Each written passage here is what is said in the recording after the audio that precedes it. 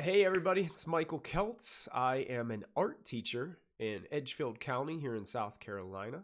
I work at Meriwether Elementary School, and I'm going to show you guys how to stream, to record your art lessons, and also how to edit them and put them up on YouTube. I'm going to preface this video by saying a lot of things right up front.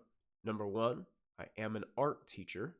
I am not a computer tech whiz. This is a hobby of mine. This is just something I enjoy doing. So there are a lot of different ways and methods that you can do this. I'm primarily going to be focused on the way that I do it, the way that I got comfortable recording and streaming, and the things that I've figured out over the last 3 or 4 years. It's not a quick thing, and it's not going to be the same for every person. There's a lot of factors that go into this. Another thing before I begin is your videos do not have to look like mine. Recording live videos on Facebook or other devices, such as even your iPhone, any means necessary to reach our students with their art education is a win in my book. So if you're doing those things, then great job. You're doing a fantastic job. You don't have to go the extra mile. You don't have to do this. I'm going to talk first thing about hardware. The hardware can be an issue. First thing that you need when doing things kind of the way that I'm doing, I'm not using my phone to record or to go live. I'm using my computer to do so. So the first thing you need to think about is a computer. What kind of computer do you have, or what kind of computer do you want to get to do this sort of thing? So that you can prepare the best lessons and show the best lessons that you have. The second thing you want to think about is a microphone. And the last thing is webcam.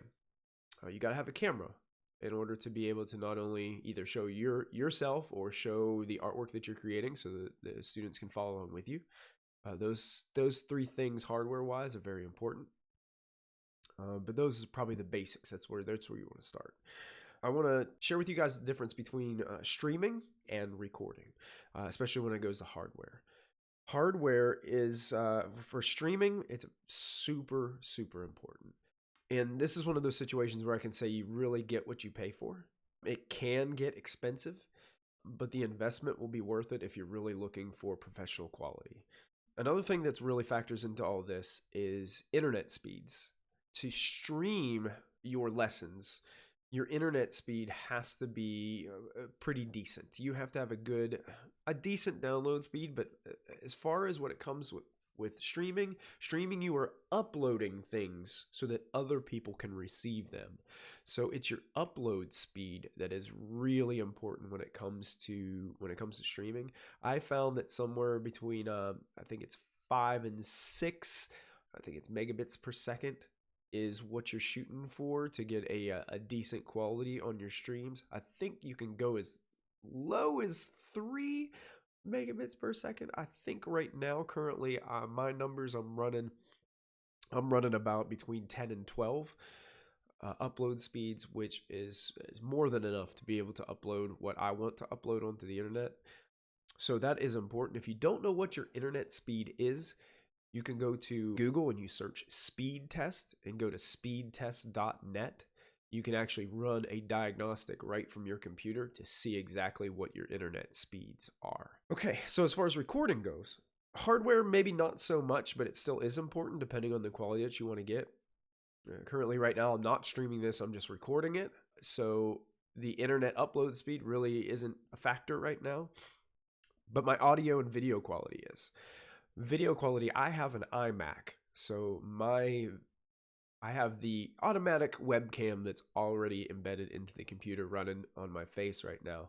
But also you want to think about your audio quality. Right now I'm running this, I have a Blue Yeti microphone.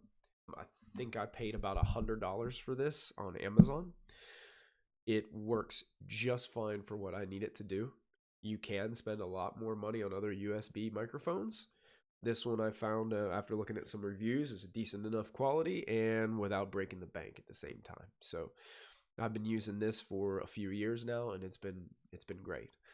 So you want to think about those types of things when you're thinking about hardware and how you plan to go about your live streams or recording your art lessons.